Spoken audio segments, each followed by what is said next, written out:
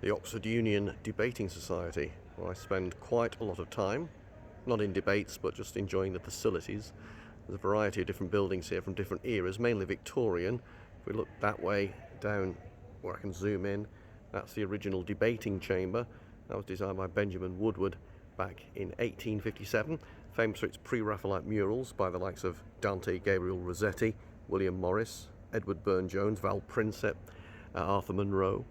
The paintings were never completed properly, and in fact a couple of years later, in the late 1850s, were completed by William Riviera. And these murals are of Arthurian legends, but not the legends of the 6th century, but the legends of Malory's Morte Arthur of the 15th century. So they got full body armour and all sorts of jousting tournaments, and women with little fancy bows tied underneath their chins and fancy hats, you know, all that sort of stuff. In fact, most of the women in the murals are actually based on Janie Morris as well, who of course became William Morris's wife. So that was the original debating chamber. The one that replaced it in 1878 is here, and this one was designed by Alfred Waterhouse. One of his earliest commissions was the Natural History Museum in London. That was about the 1850s. This is 1878.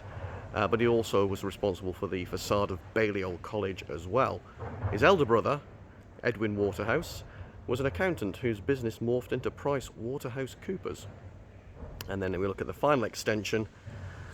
These buildings date from 1910-1911. And up there is the Macmillan Room, which is not used very often these days. It used to have a restaurant in there. Nowadays it's used for the occasional speaker meetings.